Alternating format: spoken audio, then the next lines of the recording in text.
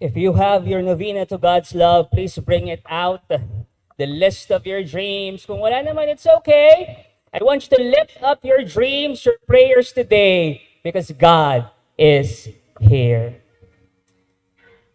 Father in heaven, thank you for these dreams. We believe, Lord, that these dreams are the dreams you have planted in our hearts.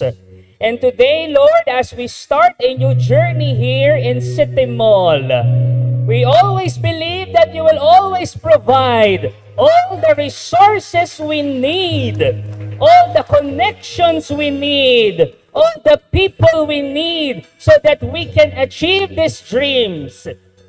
And may these dreams glorify you more.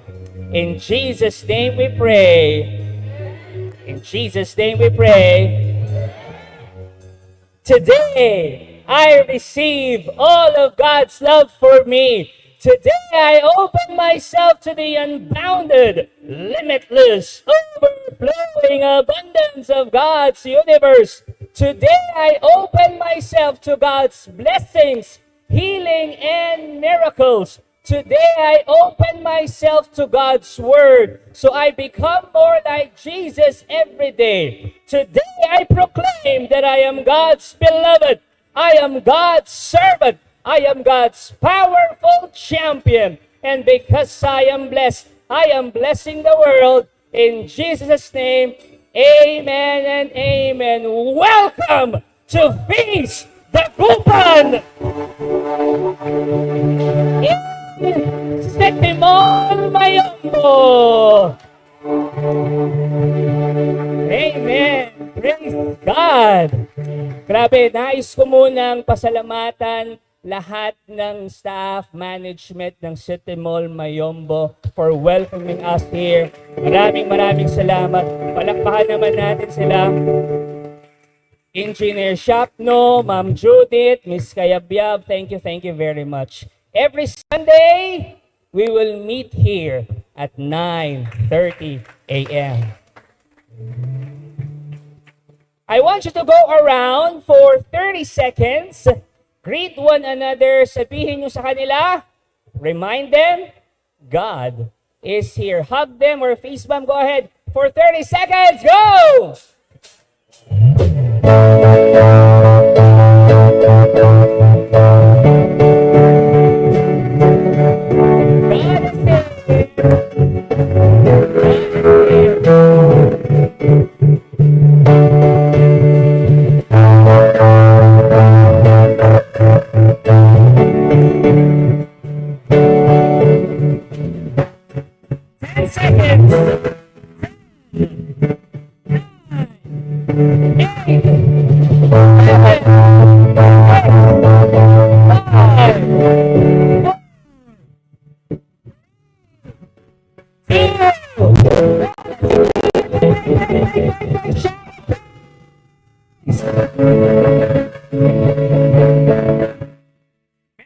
First-timers sa Feast Dagupan ngayon, raise your hands to God.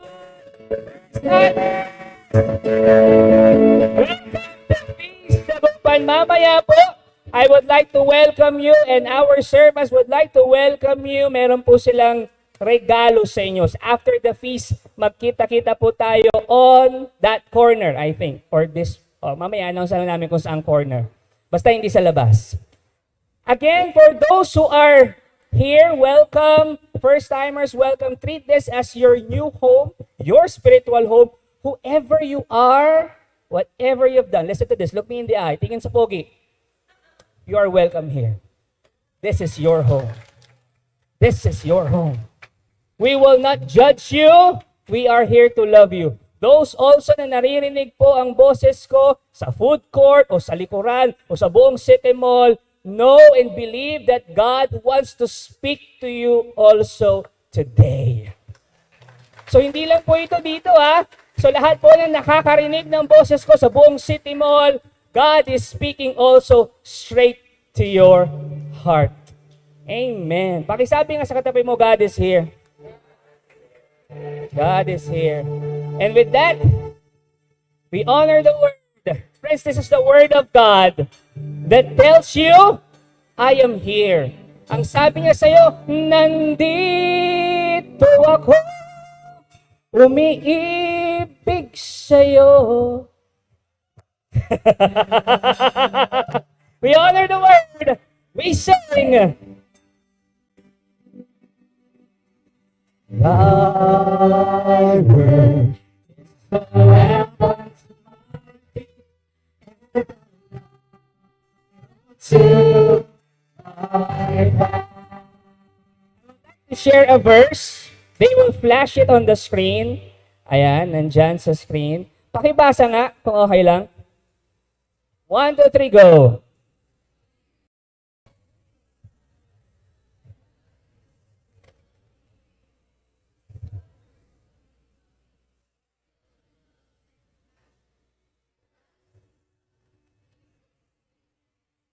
Prodigal son. For those who are not familiar with the story, fast forward na natin. It's the story of the prodigal son. We know the story of the prodigal son. Nagkamali, kinuha lahat ng mana, iniwan ng tatay. In short, nagkasala, nagkasalanan. Tapos nung panahon na parang nahihirapan na ako, parang gusto ko nang bumalik sa tatay ko. Anong ginawa niya? Sige, babalik ako sa tatay ko kahit kunwari lang, para lang makakain ako. Nung bumalik na siya, doon sa tatay niya, malayo pa lang siya. Nung nakita siya ng tatay niya, anong sabi nung ginawa? Tumakbo yung tatay. Hinalikan. Winelcome agad. Alam nung tatay, nagkasala yung anak, pero imbes na i-condemn, imbes na pagalitan, the father, the loving father, welcomed him, kissed him. Listen to this. Look me in the eye. I am speaking straight to your heart. Tinitingnan ko, baka mahulog kasi ako eh. Nasanay kasi ako ng flat eh. I am speaking straight to your heart. Look at me. Baka nagkasala ka. Baka lumayo ka din sa Diyos. And you feel na parang nahihiya akong lumapit.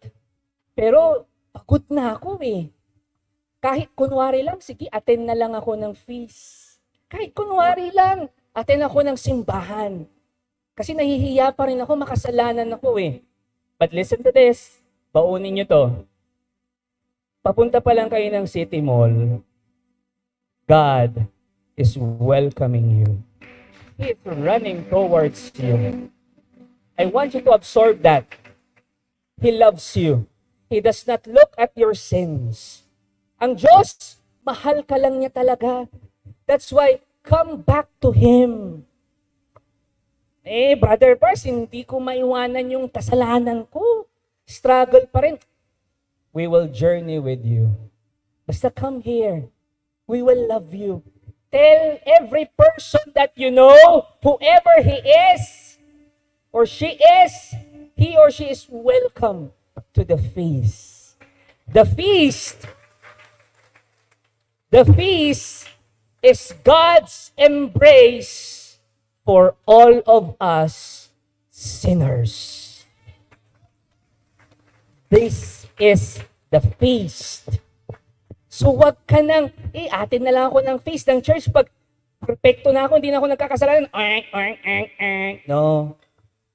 Come as you are. May dala-dala ka pang bigat na problema? May struggle ka pa sa kasalanan? Come here. Journey with us. We will love you. You will feel God's embrace here at the feast. We pray, Father in heaven, thank you for welcoming us. Thank you for loving us. Alam namin, Panginoon, we are not worthy of your love. Kanina nga, bago nga kami pumunta ng City Mall, nagkasala pa kami. But today, ngayon, sa oras na to, you are embracing us. Wini-welcome mo kami. Sinasabi mo sa amin na, uy, wala sa akin yung kasalanan mo, basta mahal kita, maging sino ka man. Father in heaven, thank you for your love. Fill our hearts with your love so that we can share that love also to other people. In Jesus' name we pray. Amen and amen. We sing to the word. We honor the word. Thy word is the lamp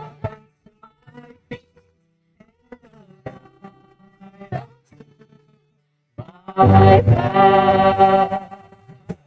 Thy word is a lamp you are the peace and the love to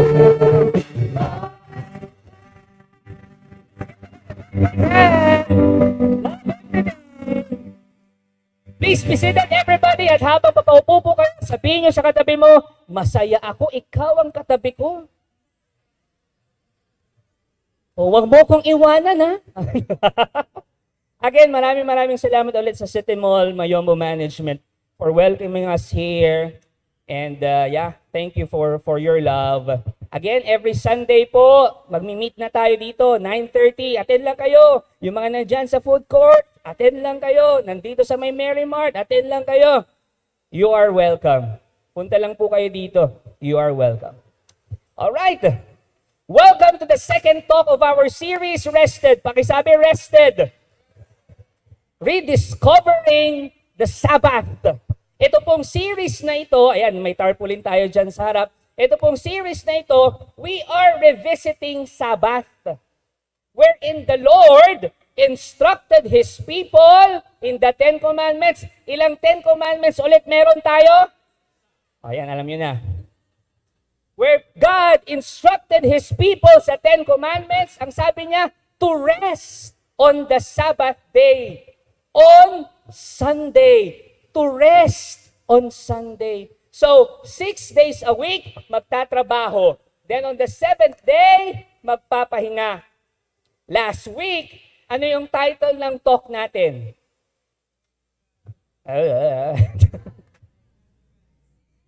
Rest! Okay. At ang one big powerful message last week ay, may narinig ako, let God be God. Nag-review. So, naalala nyo, yun yung one big powerful message natin last week. Today, our one big powerful message, ang ibig sabihin po nito, kahit ito lang po yung maalala ninyo sa buong talk namin, okay na po ako. Okay na po kami. Kasi po, ang dami namin sasabihin mamaya, madaldal kami. Pero kahit ito lang yung maalala ninyo, i-post nyo sa Facebook, okay na kami. Our one big powerful message today is this. Tanungin nyo kung ano? God wants to work with you. Pakisabi sa katabi mo, God wants to work with you. Sa mga nanonood online, welcome to the feast at home. Pakitype naman sa comment section, mapa YouTube o Facebook yan, God wants to work with you. God wants to work with you. That's our one big powerful message. Last week, pinag-usapan rin natin that we have this epidemic of tiredness. Na halos lahat ng tao, pagoda. Lahat ng tao, pagod. Tingnan mo yung katabi mo, mukha bang pagod yan? Mukha bang Hagardo Versosa yan? Mukha bang haggard? Linggong-linggo, haggard pa rin. My goodness. Kapag mukhang pagod ang katabi mo, sabihin mo sa kanya, rest in feast. Dito ka magpahinga sa feast. Wag yung letter P, feast. Rest in feast. Pagpagod yan. Bakit? Kasi kasama mo si Lord. And this epidemic of tiredness is caused by this. Yung lagi tayong pagod, ano ba ang dahilan niyan? Ito po ang dahilan niyan. Natutunan natin last week. Medyo mag-review tayo. Overworking but under-living. Yan ang cause ng tiredness. Trabaho ka ng trabaho. Pero hindi mo naman na nagagawa yung buhay mo. Hindi ka na nag-e-enjoy. Wala ka ng oras sa pamilya mo. Trabaho ka lang ng trabaho. Overworking but under-living. Sobra tayo sa trabaho that we forget to rest. Sobra tayo sa trabaho that we forget to enjoy life. Sobra tayo sa trabaho that we forget to savor what God wants us to savor. Sobra tayo sa trabaho that we forget to enjoy the company of our family and friends. Relate? Diba? Trabaho ka ng trabaho, hindi mo nakakasama yung pamilya mo. At last week din, sinabi natin, ang solusyon ng Diyos dito ay ito. Naalala nyo pa? Ano ulit ang solusyon? May nakakaalala ba? The solution of God sa overworking but underliving ay Sabbath. Pakisabi nga, Sabbath. Yan ang solusyon ng Diyos. Ano ang Sabbath? Wherein we work 6 days a week and God commands us na magpahinga on the 7th day, especially on Sunday. Yan ang Sabbath. Kaya, ang solusyon sa trabaho ng trabaho, hindi nakakapagpahinga, Sabbath. Pahinga ka daw, at least once a week. And last week din, natutunan natin na ang Sabbath, it gives us 2 gifts. It gives us 2 blessings. Naalala nyo pa? O yung mga nagsulat, nagpicture. Yung mga nagpicture, dinilit na ata. Ano ang gift ng Sabbath? First is the rhythm of rest. Sabihin nyo nga, rhythm of rest. Naalala nyo? Kung saan kailangan mong i-schedule ang pahinga mo. Rhythm of rest. That's the gift of Sabbath. That's the first gift of Sabbath. The second gift of Sabbath is this. Pangalawa, yung rhythm of relationship. Sabihin nyo nga, rhythm of relationship. Wherein God wants us to rest so that we can nurture our relationship with Him and enjoy His presence. And at the same time, nurture our relationship and enjoy the presence of our family. Yan ang gift, yan ang blessing ng Sabbath, yan ang blessing ng pahinga. Kaya nga last week, ang title ng talk natin ay, parang kanina kakasabi lang, Rest! Magpahinga ka. Nabanggit ko sa inyo last Sunday na magpahinga ka kung ayaw mong mamahinga ng tuluyan. Kasi kapag hindi ka nagpahinga, mamamatay ka. However, sabihin nyo, however, next, English tayo ngayon. However, we cannot talk about Sabbath or rest kapag hindi natin pag-uusapan yung topic natin for today. At ano ang topic natin for today? Tanungin nyo kung ano? Work. Sabihin nyo nga, work, work, work, work, work. Yan ang topic natin for today. Work. Kasi hindi mo pwedeng pag-usapan ng Sabbath, ang rest, ang pahinga, kapag hindi mo pinag-uusapan ng work. Brother Bars, anong connect yan sa rest? Marami. Malaki ang connection nito. Kaya hindi ko na patatagalin. Ipagpapatuloy ito ng co-preacher ko for today. Please give a warm City Mall Mayombo clap to my co-preacher, Brother Marlo Silao.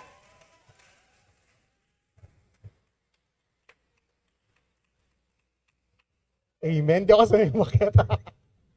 Tutulungan kita. Parang medyo may ramdaman ako medyo sakit doon na paghahalata ng edad. Amen. Are you blessed? Amen. We are all blessed, no? And I think ditang tayo nandito na blessed. Lahat na nakakarinig ng message ng Lord ay nababless ngayon. Amen? Amen. Amen. Ayan. So sabi nga ni Brother Bars kanina, hindi natin pwedeng pag-aralan ng Sabbath kung hindi natin pag-aaralan ang work. Okay. Sino ang mga working dito? Yan. Sino mga working? Yan. Yan. Okay. Yan. Taas ng kamay. Yan. Okay. Yan. May mga nakita ko hindi nagtaas ng kamay, ano? And siguro, ang iisipin ninyo, pag sinabi mong work, ay work yun, nagtatrabaho yung pupunta ka ng office, pupunta ka ng may ginagawa ka. But if you are a mother, sino mga mother dito? Mother, housewives, husbands, brother, sister, children, you all have work. You all have important work. Amen? Palapakan natin sa sarili natin. Huwag yung sasabihin na housewife lang po ako. Hindi. Because you have an important role and work in your family. In Genesis, there are 2 kinds of work, no? Dalawa yung work na pinag-uusapan natin dito.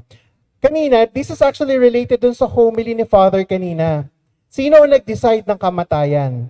Diba? Sabi, tayo, tao, no? Going back doon sa Genesis, when Adam and Eve, no, nagkasala sila. When man disobeyed God in the garden, work changed automatically. Biglang nagbago, no? Biglang nagbago 180 degrees. So in Genesis, may 2 klaseng work. Number 1, work before the fall. That is the work before the fall. Ibig sabihin ng before the fall, before nagkasala ang tao, that's what work we are talking about. Work number 2 is work after the fall. After the fall, after nagkasala naman ang tao. Both are different, no? But I'll talk about the work after the fall. Pag-uusapan muna natin yung work after nagkasala ang tao. Bakit? Bakit kaya? Kasi ito tayo ngayon. Ito yung pinagdadaanan natin ngayon eh. This is our present now, yung work after the fall or after na nagkasala ang tao. So let's talk about work after the fall, no? Let's read on Genesis chapter 3 verse 19. And sabi dyan, the ground is cursed because of you. All your life, you will struggle to scratch a living from it. It will grow thorns and thistles for you, though you will eat of its grains. By the sweat of your brow will you have food to eat until you return to the ground from which you were made, for you were made from dust, and to dust you shall return. So this is the work outside the garden, no? Hindi na natin pinag-uusapan yung work inside the garden. Ang pag-uusapan natin is work outside the garden because we're talking about work after nagkasala ang tao. And sabi, there are 4 ways to describe it. Ilan? Ilan ulit? 4. Okay? Number 1, work is for survival. Yan, work is for survival. People work to survive. Amen? Kung hindi ka nagtrabaho, kakain ka, hindi. Kung hindi ka nagtrabaho, magkakaroon ka ng pambayad ng bills mo, hindi. Diba? People work to survive. If we don't work, we won't eat, we don't have money to pay for the rent, no? Send our kids to school, or pay our hospital bills. Let me tell you a story. Sa isang company, no? Every morning, nagti-team meeting yung buong company. May team meeting sila. So, nagka-conduct ng meeting is yung boss, no? And every time, lagi nagjo-joke si boss, no? Every time nagjo-joke si boss. And tawanan naman yung mga tao, no? Tawanan yung mga empleyado, tawanan sila. And then, except for two people, no? Sabi nung katabi, nung hindi tumatawa, uy mga pre, tumawa naman kayo. Sabi na gano'n. Hindi pre, okay lang kami. Resign na kasi kami bukas eh. See? Nakikisama, no? Nakikisama sila. Kaya sila tumatawa kahit hindi nakakatawa yung joke ng boss nila. It's because of survival. They needed to stay in the company. That's why nakikisama sila. But that was not God's original plan, no? Idea of work. Hindi yung original na idea ng Diyos sa work, kagaya na sinabi kanina ni Father Mark, ano? But we'll discuss that more on later. Work number 2, ano yun? Work is a struggle. Work is a struggle. Tingin sa katabi. Tingin sa katabi. Mukha ba pagod sa work yan? Yan. Pakita natin yung picture. May pinakita ba tayong picture dyan? Pakita natin. Yung mga working dito, no, yung mga papasok sa opisina, papasok sa trabaho, have you ever felt that? Yes, ang lakas ng yes, no? Yan. Alam niyo, nung ako'y nagtatrabaho pa sa corporate, I experienced that. Nung una, masaya, no? Kasi syempre, new experience, ganyan, no? Hanggang sa napopromote ka. But then eventually, I felt that. I felt that. The feeling of dragging yourself going to work. Yung kinakaladkad mo na yung paa mo para lang pumasok sa trabaho. Because you have obligations. You have bills to pay. No? May mga utang kang dapat bayaran. And marami sa ating ganito ang pakiramdam when going to work. No? Kagaya nung pinakita ko. And the feeling of that work is struggle is real nga. Pakisabi nga, struggle is real. Yan, amen. Let me tell you another story, no? May isang empleyado, bago pa siya pumasok ng pintuan, pagod na siya, alam mo yun? Pagod na siya. Yung mukha niya parang buong araw siyang or isang linggo siyang nagtrabaho, pero papasok pa lang siya ng trabaho niya. No? Ganun siya kapagod. And habang nakaupo siya sa desk niya, nakaisip siya. No? Sabi niya, aha! Sabi niya ganun. Sabay biglang tuntong sa desk niya. Tumuntong siya sa desk niya, tumayo siya, hinawakan ang bumbilya, ang ilaw. Sabi ng katrabaho niya, huy, magagawa mo dyan? Shh, huwag ka maingay. Nakawak ko sa bumbilya para pag nakita ko ni boss, isipin niya, nasisiraan ako ng ulo. Hindi nakita siya ni boss. Sabi ng boss, magagawa mo dyan? Boss, ako ang bumbilya. Ako ang ilaw. Sabi ng boss, bumaba ka dyan, umuwi ka na at magpahinga. Sumunod yung katrabaho. Binitbit yung bag niya. Sabi ng boss, oh, ikaw, saan ka pupunta? Boss, mahirap magtrabaho ng walang ilaw, walang bumbilya. See? Diba? Alright, so, struggle, no? Struggle talaga yung trabaho natin minsan. And there are times really that we would feel that. And, when we define good and evil apart from God, we end up creating fake Sabbaths. Kagaya nung nangyari, no? Anong ginawa niya? Gumawa siya ng paraan para pauwiin siya ni boss. Kasi nga pagod na pagod siya, he is struggling with his work or ginagawa niya. So we do this by overworking or the opposite extreme, kagaya nga nung ginawa sa story natin. Work number 3. Work can feel like slavery. Yan, work can feel like slavery. Tingin sa katabi, mukha bang alipin yan? Alipin ng trabaho? Di ba? Employees are called, now, may mga fancy titles na tayo ngayon sa trabaho, no? Staffer, no? Team members, associates, or minsan tinatawag natin yung katrabaho natin as partner, no? Just to make them feel that they are valued, that they are important, or that they are as equally as important. Pero bakit nakakaramdam pa rin tayo na parang tayo alipin ng ating mga trabaho, no? If you study the word history or the world history, sino mga favorite subject dito history? Sino? Wala. Konti lang. Okay, yeah, no? And in fact, the entire biblical history is about a bunch of exiled slaves, no? Napaglagi natin pag-uusapan natin na yung mga slaves, no, yung mga Israelites. Most of the Old Testament ay sinulat at kinompile during the Babylonian captivity.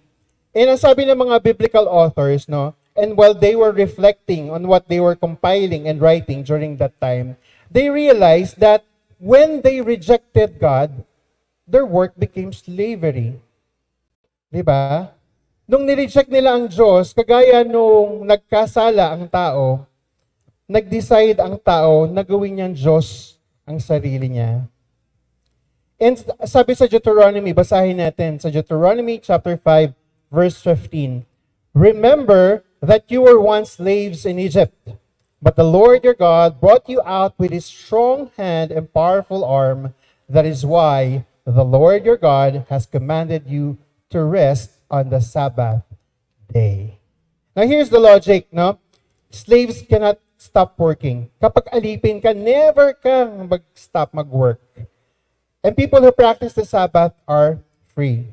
But today, modern people, tayo mga tao ngayon, we don't practice the Sabbath anymore. And we are acting more and more like slaves. Alipin tayo ng ating mga trabaho, no? May isang pamilya, no, mag-outing sila.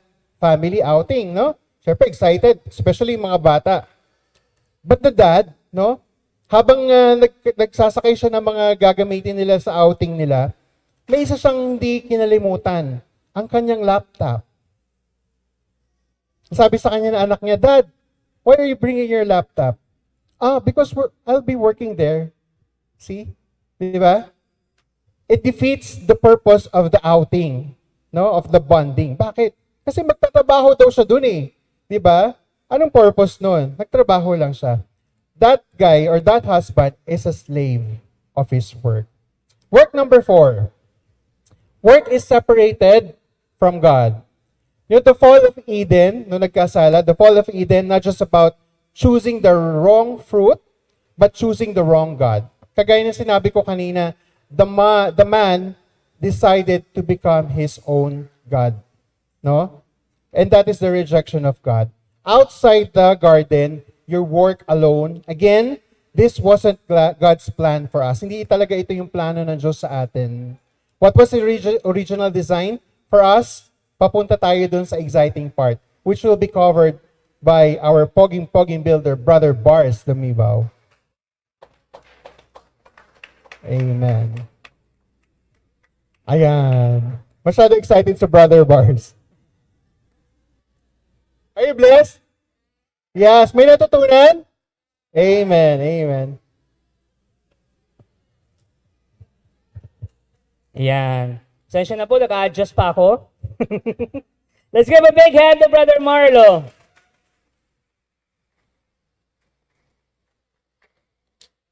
Merong mag-asawa, sabi nung misis, nung babae doon sa asawa niya, sa mister, oh, pagkatapos natin kumain, hugasan mo yung pinggan.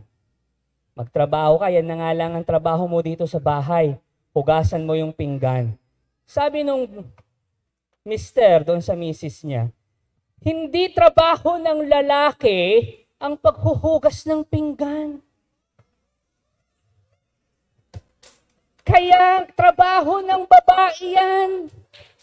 Kaya nga ang pangalan ng dishwashing liquid, Joy. Kasi trabaho ng babae yan. Sabi ng misis, ganun ba? Sige, ganito na lang, darling. May 3 gabundok ng labahan doon sa kwarto. Labhan mo yun bukas. Ha? Bakit? Trabaho ko ba yan? Oo. Kasi ang pangalan ng sabon, Ariel. So, panglalaki yon. Pakisabi nga ulit, work! Ulitin natin yung one big powerful message natin. God wants to work with you. Pakitaas ang kanang kamay, come on. Tapikin ang nasa kanan. Pakisabi, God wants to work with you. Pakitaas ang kaliwang kamay. Pakitapik ang nasa kaliwa. Sabihin mo, and also with you. Kanina, ang shinare ni Brother Marlo sa inyo ay ang description ng work after the fall. Description ng work pagkatapos nagkasala si Adan at si Eva. Yun yung ng trabaho. Medyo nakakalungkot, no? Pero, ano nga ba ang work o trabaho before the fall? Ano nga ba ang description ng work at trabaho bago nagkasala si Adan at si Eva? Gusto niyong malaman? Sabihin niyo muna, yippee! O, sige, mag-backtrack tayo. Backtrack lang. Backtrack, okay. What was work before man rejected God? Genesis says, God created man so both of them can work together in the garden. Basahin natin to I think naka-flash dyan. Then the Lord God formed the man from his dust of the ground. He breathed the breath of life into the man's nostrils. And the man became a living person. I want you to focus on this next verse. The Lord God placed the man in the Garden of Eden to tend and watch over it. Pakiulit nga, to tend and watch over it. O, yung mas walang gana pa dyan. To tend and watch over it. Come on! Kita nyo yun? Parang ang dali-dali lang ng trabaho, no? Yan lang ang gagawin. To tend, to oversee, to watch over it. Ang dali lang ng trabaho before magkasala si Adan at si Eva. Dapat na lang sana, papito-pito na lang tayo.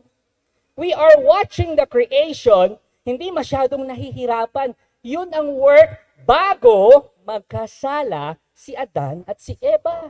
Bakit? Tanong niyo akong bakit? Kasi kasama natin ang Diyos, kaya magaan. Nasusundan nyo? Am I making sense? Kasama natin si Lord sa pagtatrabaho natin. Again, this was quote-unquote work before the fall. Bago magkasala si Adan at si Eva. Yun ang plano ng Diyos. Now, para mas maintindihan natin yon, allow me to describe work before the fall. Kanina, dinescribe ni Brother Marlo yung work after the fall. Ngayon naman, I will discuss the work before the fall. Ito po yung original. Sabihin niyo original. Ito po yung original na design ng Diyos para sa atin. Ito po yung original na design ng Diyos para sa trabaho, para sa work. Are you ready? Kung ready na kayo, sabihin nyo, ready na, Brother Bars! I love the energy. Number 1 is this. Work in the midst of surplus. Pakiulit nga.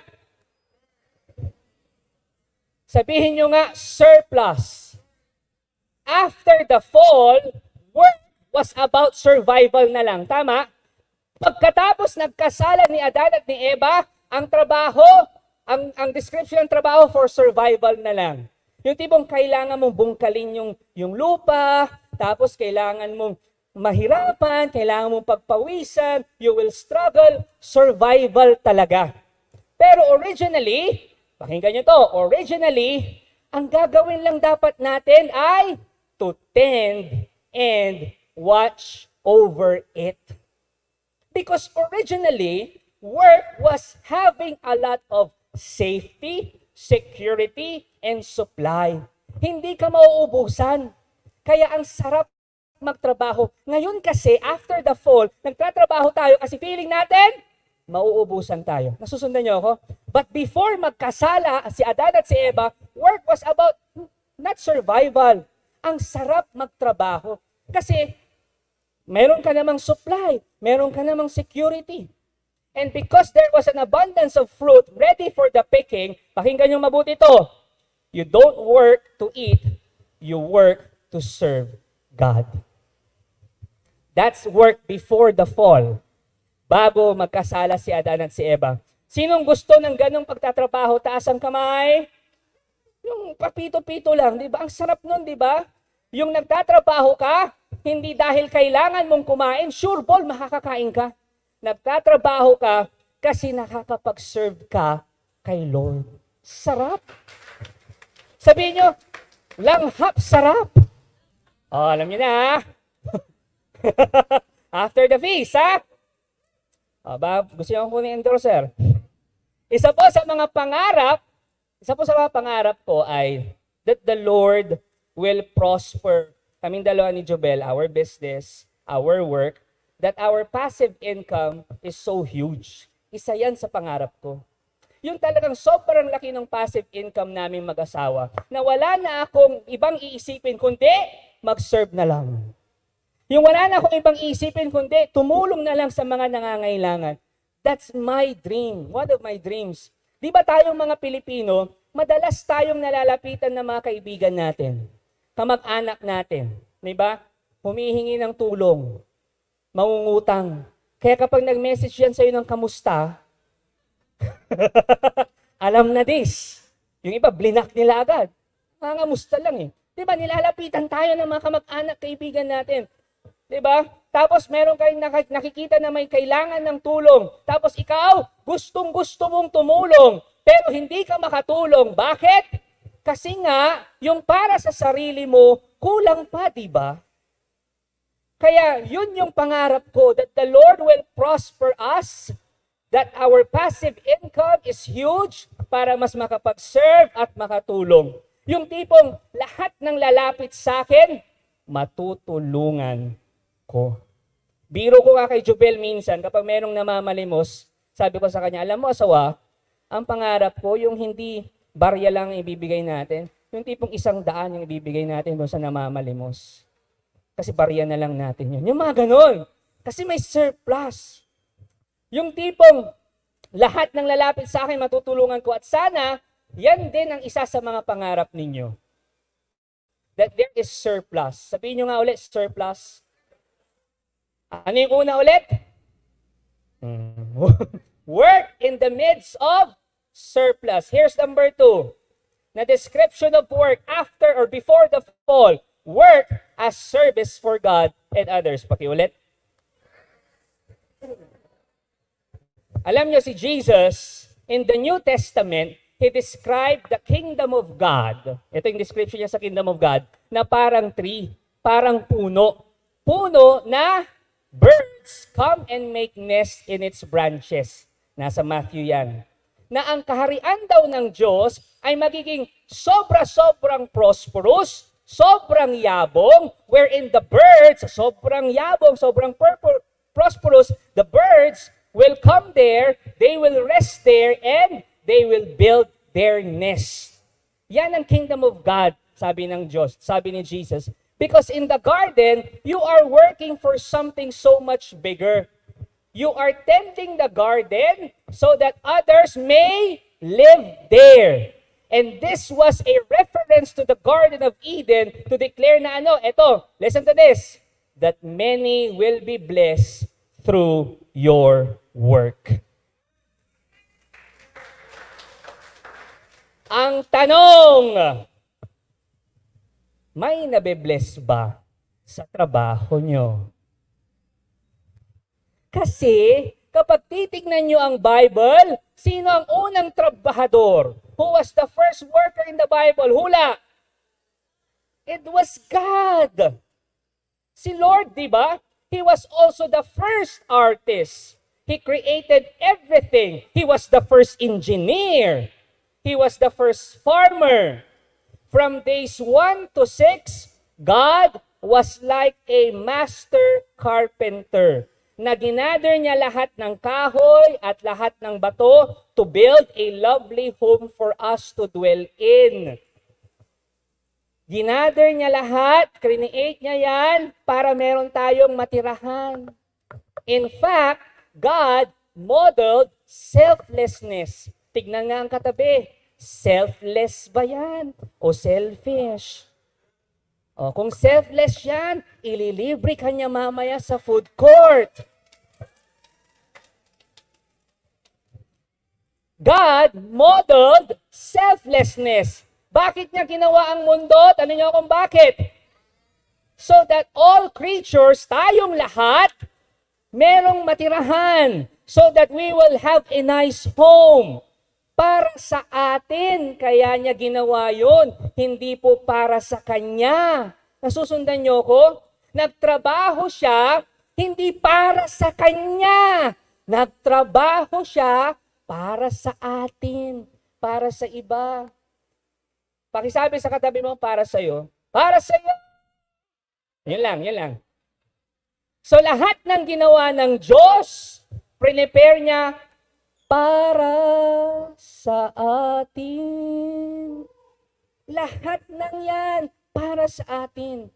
And you see, that is work. That is how God intended work to be. Oh, habang tinutok pala namin to, isipin niyo yung mga trabaho ninyo, tapos i-relate niyo sa trabaho ninyo. Listen to this. Work is taking chaos and turning it into a blessing for others. That is work. Bago create ng Diyos ang mundo, may chaos. So, nung ginawa niya, nagtrabaho siya and turn it into a blessing. Nasusundan niyo ako? Ganun din yung work ninyo. It's taking chaos. Bakit kayo hinahire ng mga boss nyo? Kasi may chaos sa opisina. Kailangan nila na magtatrabaho nito. Okay? So that you can turn it into a blessing for others. Nasusundan niyo ako? Now, the question is this. Do you see a semblance of this in your job? May similarity ba itong mga pinagsasabi natin dito sa harap sa trabaho mo? How are you blessing others? How are you serving others sa trabaho mo? Tanong, sino sa inyo ang gustong magkaroon ng super blessed business o super blessed na job o super blessed na career? Taas ang kamay, sabihin nyo, Yahoo! O yung mga hindi nagtaas ng kamay, okay? Hindi namin kayo pipilitin. Alam nyo ang sikreto para maging successful sa trabaho? By the way, ano sa German ang secret? Atin. Sige, buffering. Atin. Now, ano ang sikreto para tayo maging successful sa trabaho? Again, tanong niyo kung ano? Maghanap ng problema. Nung sinabi ko yon, may nakita ko sa inyo, nung sinabi ko maghanap ng problema, tinignan niya yung katabi niya. Problema niya yung katabi niya. Bahala kayo dyan. If you want to be successful in your work, in your business, maghanap ka ng problema. Saan tayo nag-feast ngayon?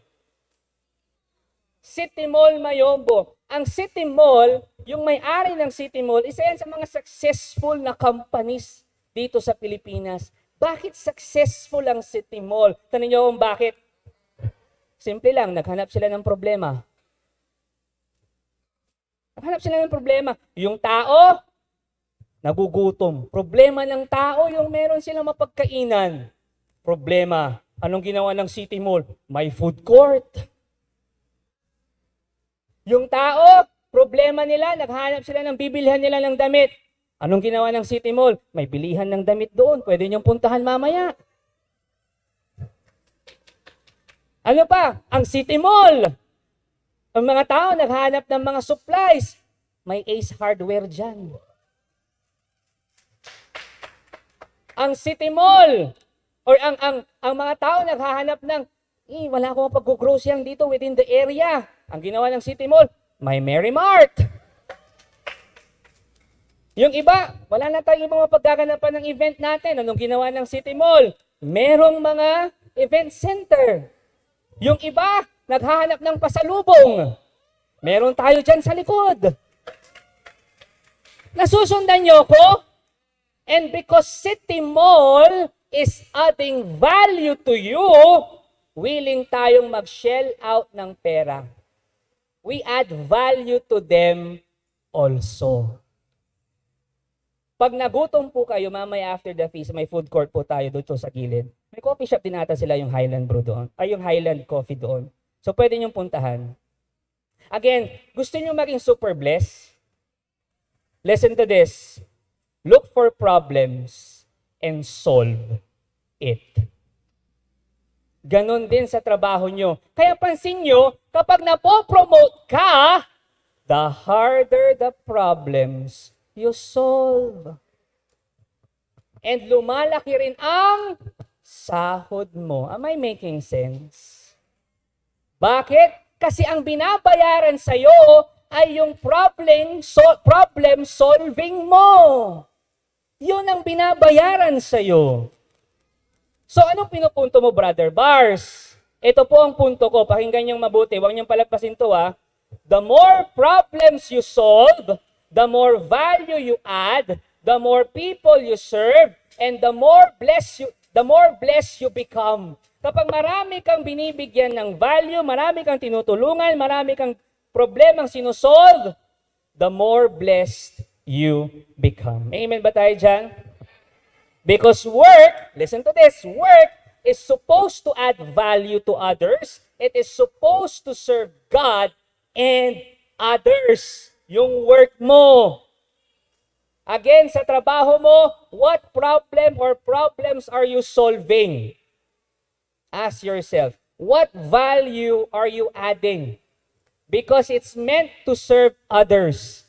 Amen ba tayo dyan? Third description of work before the fall, kasi tinatimeran na ako. Ito po yung original design ng work. Number 3 is this, you need to work with submission. Sabihin nyo nga. Dapat nagsasubmit ka kay Lord. Dapat sumusunod ka kay Lord. You submit and obey to your ultimate boss. Sino ang ultimate boss natin? Si Lord. Ang Diyos. Hindi yung mga CEO mo, supervise. No, our ultimate boss is God. In fact, after the fall, work was done without God. Pero bago yung fall, work was always with God. You tended the garden together, side by side, with the master gardener himself, ang Diyos. Mga kapatid, let this truth sink in. Pakinggan nyo mabuti ito, ha. Huwag nyo palalagpasin. Let this sink into you. Listen to this. You are God's co-worker. Ikaw yun. You are God's co-worker. Katrabaho ka ng Diyos. Katuwang mo ang Diyos. Kasama mo ang Diyos sa trabaho mo. Kapag naiintindihan mo that you are God's worker, everything changes about work. Gaganahan ka sa trabaho. Bakit? Kasi alam mo na hindi ka lang nagtatrabahong mag-isa. Alam mo na lahat ng ginagawa mo, kasama, katulong, katuwang mo si Lord. Am I making sense? Alam mo, lahat ng ginagawa mo ay para sa ultimate boss mo na si Lord.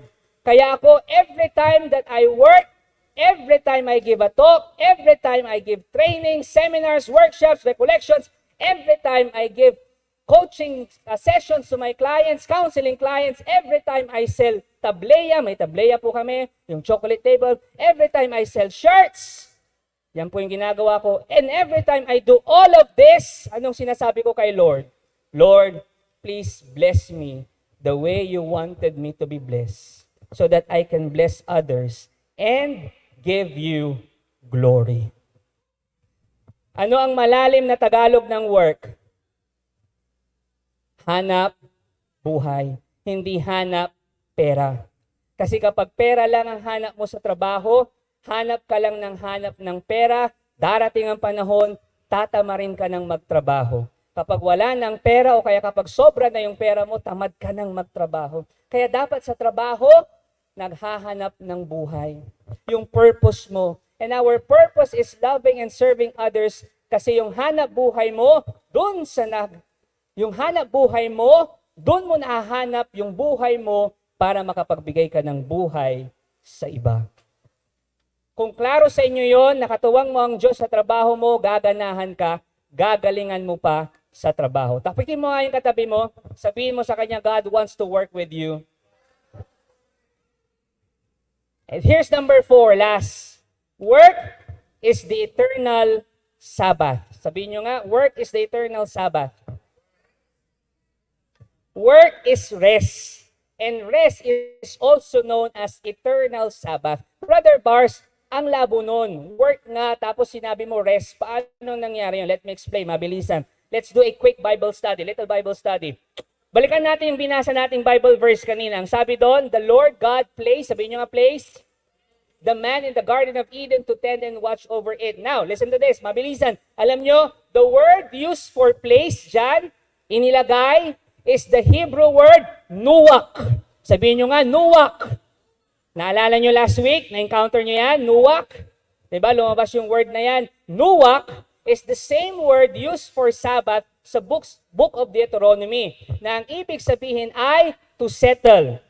But it also means to rest. So technically, place in that verse means nuwak. Nuwak means to settle. To settle means to rest. Now, kung itatranslate natin yung binasa natin kanina, ganito ang translation nun. God rest man to work the garden.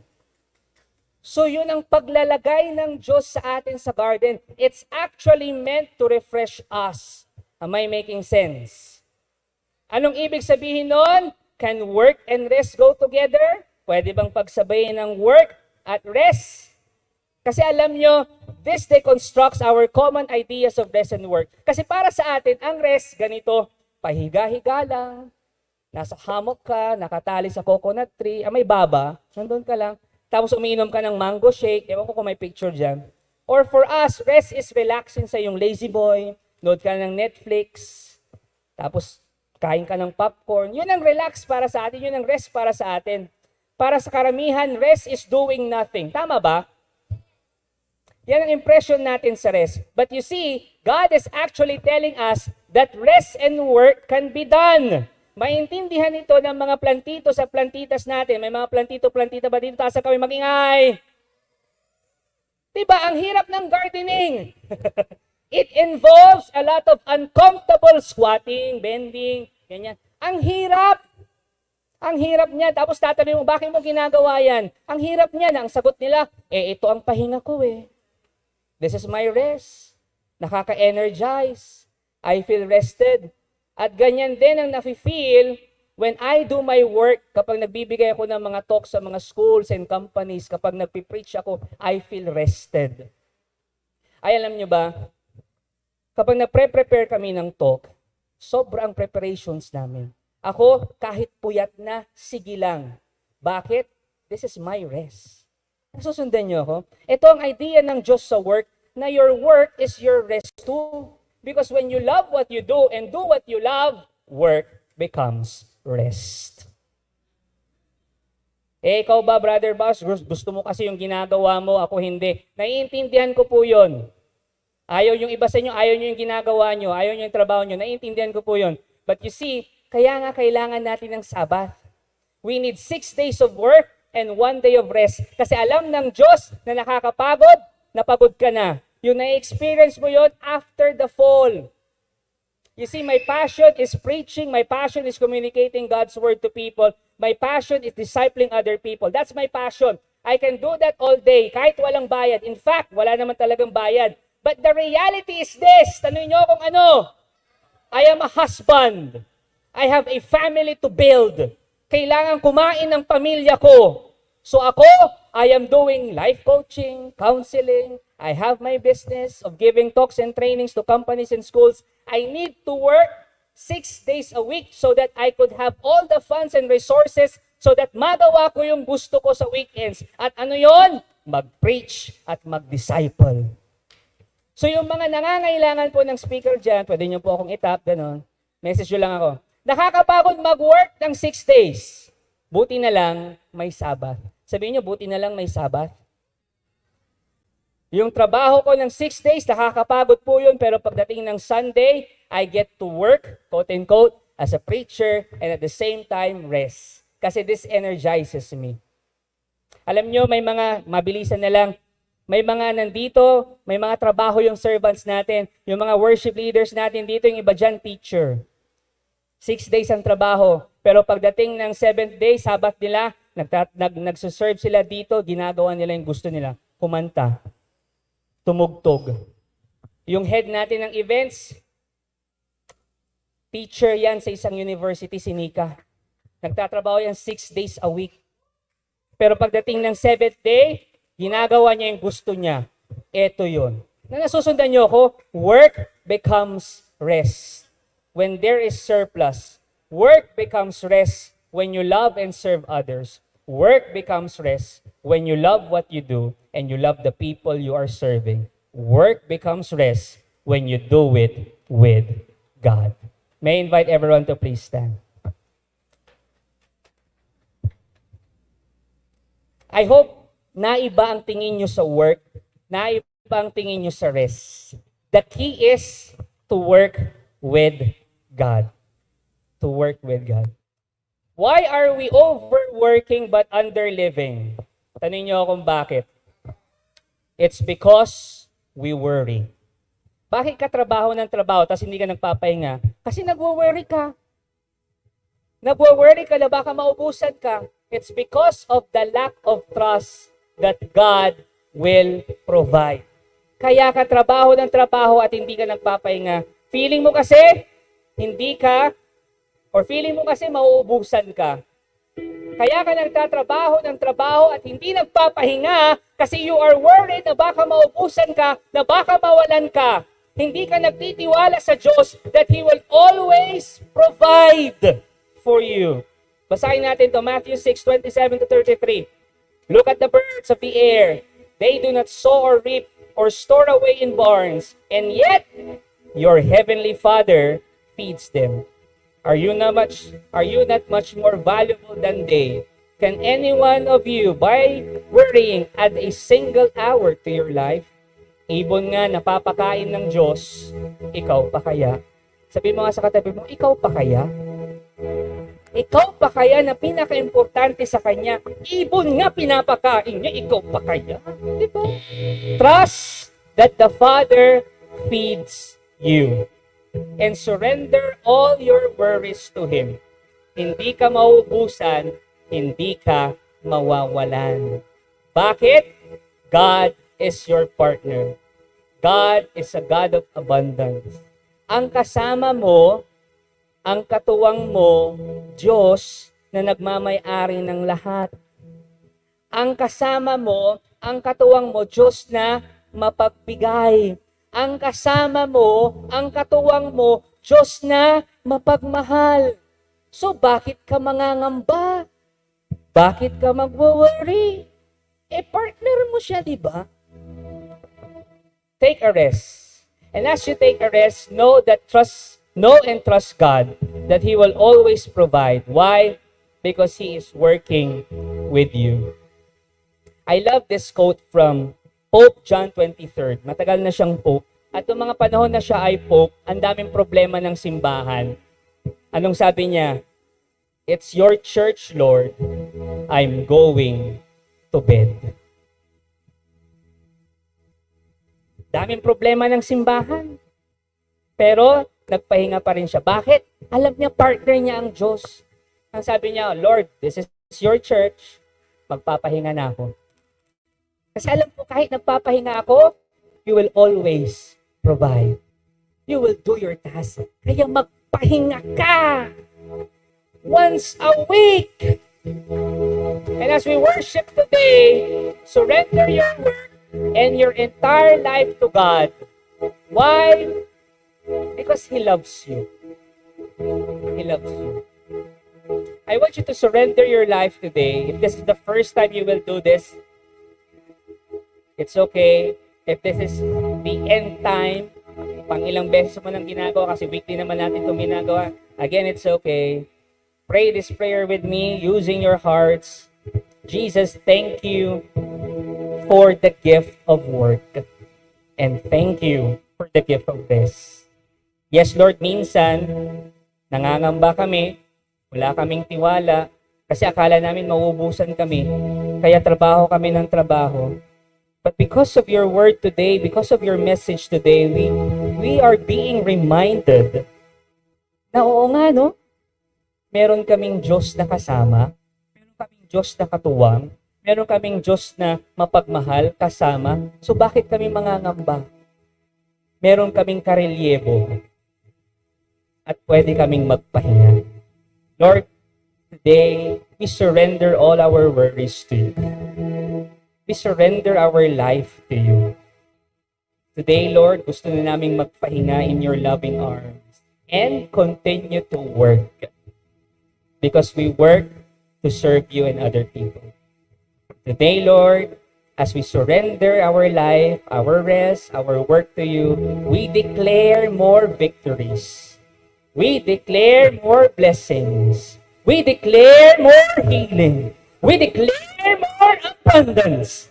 In Jesus' name we pray. In Jesus' name we pray. In Jesus' name we pray.